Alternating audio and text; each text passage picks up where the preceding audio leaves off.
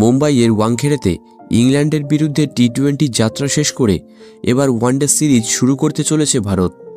ইংলিশদের বিরুদ্ধে বিগত সিরিজে সূর্যকুমার যাদবের দল 4-1 ব্যবধানে যে জয়টা ঘরে তুলেছে তা আসন্ন ওয়ানডে সিরিজে ধরে রাখার চেষ্টা করবেন রোহিত শর্মা।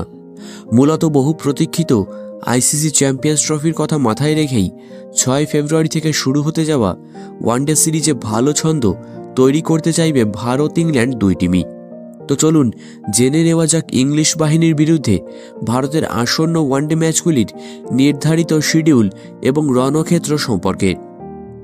তো ইংল্যান্ডের বিরুদ্ধে সদ্য টি-20 শেষ করে ঘরের ছেলেদের নিয়ে ওয়ানডে সিরিজে পা রাখতে চলেছে ভারত।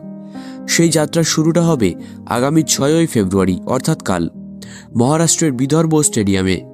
অর্থাৎ বৃহস্পতিবার নির্ধারিত সময় দুপুর 1:30টায় উপস্থিত হবে ভারত এবং ইংল্যান্ড।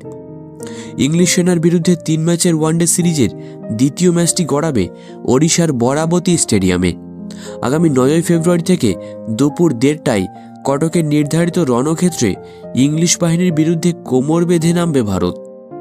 এরপর ইংরেজদের বিরুদ্ধে তৃতীয় অর্থাৎ শেষ ওয়ানডে ম্যাচের রণক্ষেত্র হিসেবে বেছে নেওয়া হয়েছে গুজরাতের নরেন্দ্র মোদী স্টেডিয়ামকে।